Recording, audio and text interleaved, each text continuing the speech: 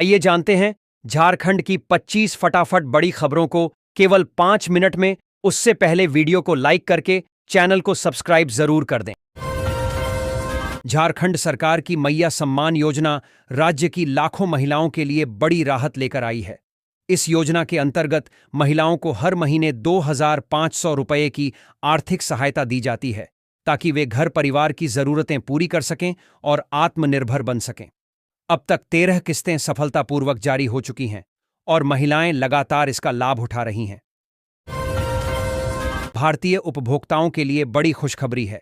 सितंबर 2025 में जीएसटी दरों में कटौती के बाद अमूल और मदर डेयरी जैसे प्रमुख ब्रांडों ने अपने डेयरी उत्पादों की कीमतें घटा दी हैं।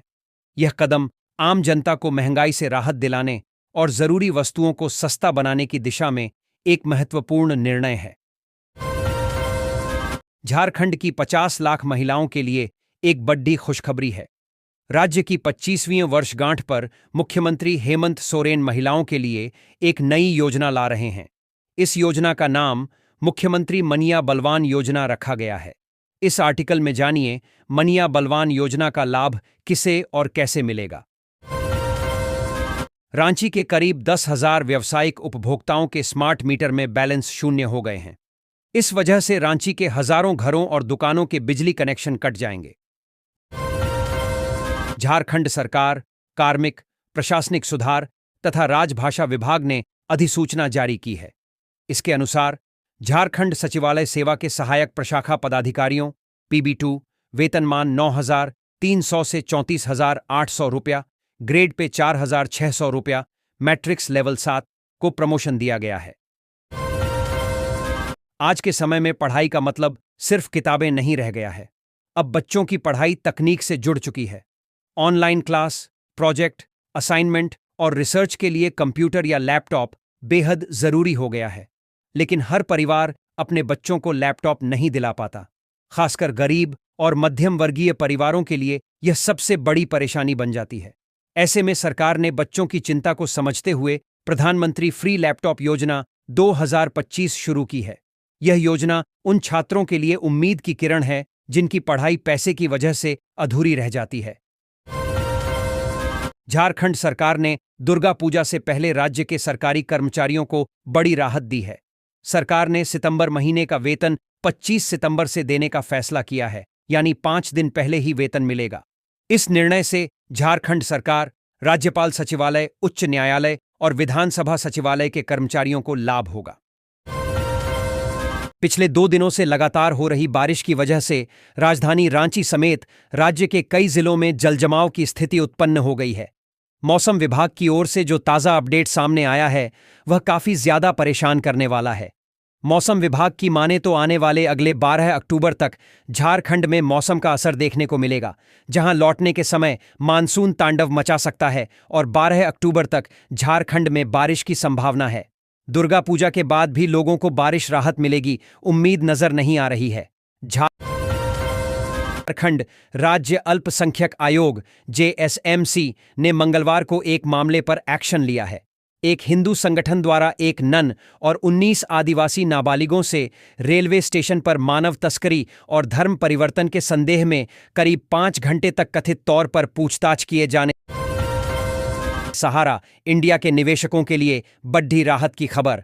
सहारा इंडिया पेमेंट 2025 आ गया है और फंसा हुआ पैसा अब बैंक खातों में लौटना शुरू हो गया है। सुप्रीम कोर्ट और SEBI की निगरानी में CRCS सहारा रिफंड पोर्टल के जरिए लाखों निवेशकों को उनका रिफंड मिल रहा है।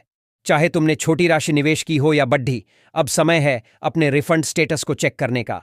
ये अपडेट इतना बड़ा है कि हर निवेशक को इसके बारे में जानना चाहिए। तो चलो जानते हैं और कैसे सुनिश्चित करो कि तुम्हारा पैसा वापस आए। केंद्र की नरेंद्र मोदी सरकार ने झारखंड को 2 बड़े तोहफे दिए हैं। बुधवार को केंद्रीय कैबिनेट ने सड़क और रेल परियोजना की सौगात राज्य को दी है। कैबिनेट की मंजूरी के बाद केंद्रीय मंत्री अश्विनी वैष्णव ने बताया कि साहेबगंज बेतिया के बीच 4 लेन की सड़क बनेगी। भारत में मजदूरों की एक बड़ी आबादी असंगठित क्षेत्र में काम करती है और इनकी आर्थिक स्थिति हमेशा अनिश्चितता से भरी रहती है। ऐसे श्रमिकों के भविष्य को सुरक्षित बनाने के लिए भारत सरकार द्वारा ई-श्रम कार्ड की शुरुआत की गई है। यह योजना 2025 में नई ऊंचाइयों पर पहुंच रही है और असंगठित मजदूरों को 60 साल बाद हर महीने 3,000 रुपये की पेंशन देने का वादा कर रही है। बढ़ती महंगाई के दौर में यह राशि मजदूरों के लिए एक मजबूत सहारा साबित हो सकती है। धनबाद से जयनगर के लिए इतवारी स्पेशल ट्रेन 16 अक्टूबर से शुरू होगी। यह ट्रेन हर गुरुवार को इतवारी से चलेगी और जयनगर से हर शनिवार को। ट्रेन में स्लीपर एसी और साधारण श्रेणी के कोच होंगे। दिवाली और छठ में यात्रियों को महाराष्ट्र और छत्तीसगढ़ से बिहार आने में आसानी होगी। ट्रेन बोकारो, चंद्रपुरा और धनबाद में भी रुकेगी। झारखंड के जमशेदपुर में बड़ी बुलडोजर कार्रवाई हुई है। प्रशासन ने सरकारी जमीन पर बनी 100 दुकानों को जमींदोज कर दिया है।